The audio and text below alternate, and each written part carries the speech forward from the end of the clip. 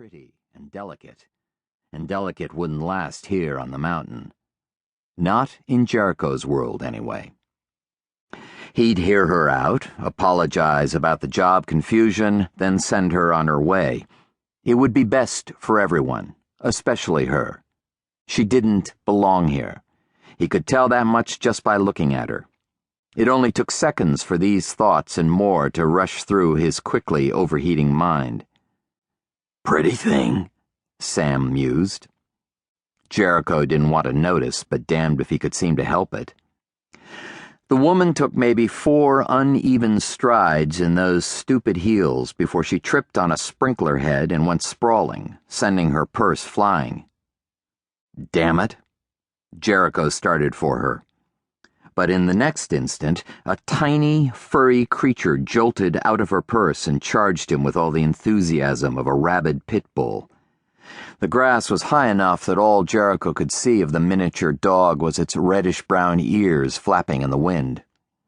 Yips and barks in a pitch high enough to peel paint shot through Jericho's head as the improbably small dog, teeth bared, did its best to intimidate. It wasn't much. Sam's laughter erupted from beside him, and Jericho muttered, "Oh, for God's sake." Then he gently eased the mutt out of his way with one foot. The dog stayed on him, though, even as Jericho neared the fallen brunette, who was already pushing herself up off the lawn. Her hair fell in a tangle around her face.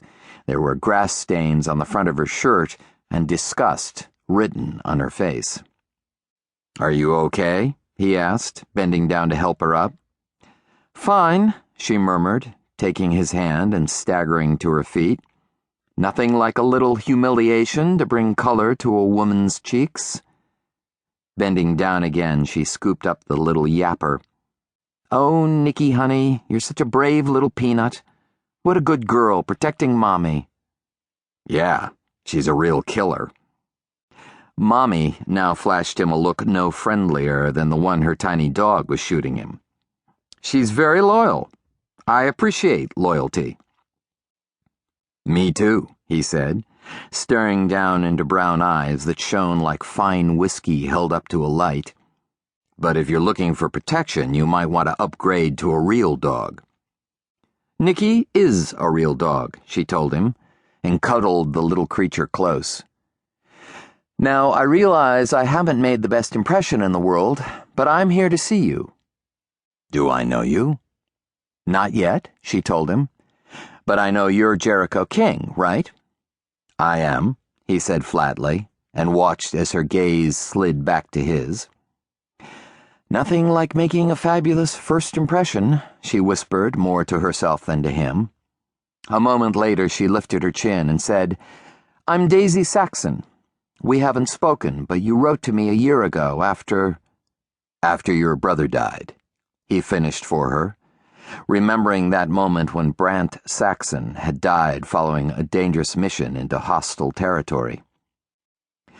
Jericho had seen men die before, too many over the years he'd served in the Corps, but Brant had been different, young, idealistic, and dead way before his time.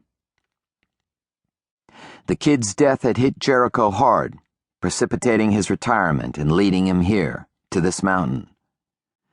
The fact that he blamed himself for Brant's death only added to the misery he felt now facing the man's sister. Pain whipped through her eyes like a lightning flash, there and gone again in a moment. Yes. In an instant, Jericho saw Brant Saxon, remembered the fear on his face that had faded into resignation, acceptance as he lay dying. And Jericho remembered the kid wresting a promise from him, a promise to look after Brant's sister if she ever asked for help. Well, he'd done his best to keep the promise, hadn't he? He'd written the more official sorry for your loss letter, then he'd called her later, offered to do whatever he could. But she'd turned him down, politely, completely. She had thanked him for his call, told him she would be fine, then she'd hung up, ending, as far as Jericho was concerned, any responsibility he'd had to her. Until now. So why in the